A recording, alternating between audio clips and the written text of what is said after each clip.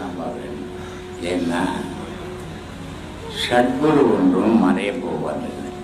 சத்குருன்னா என்ன அர்த்தம் தெரியுமா? சத்குருன்னா உடல் மண்ணில் விழாது. அப்போ இங்கே இருக்கிறவங்க உடலெல்லாம் மண்ணில் விழும்போது அவன் எப்படி சத்குருவாக முடியும் சொல்லு? மனிதனுடைய உடல் தான் மண்ணில் விழும், மகானுடைய உடல் மண்ணில் விழாது.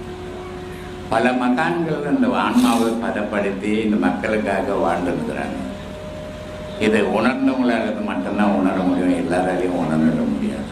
பல கோடி மகான்கள் நமக்காக இன்னும் இந்த உலகத்தில் இறைவங்கிட்ட போராடி நமக்கு என்னென்ன தேவையோ அத்தனை செய்திருக்காங்க.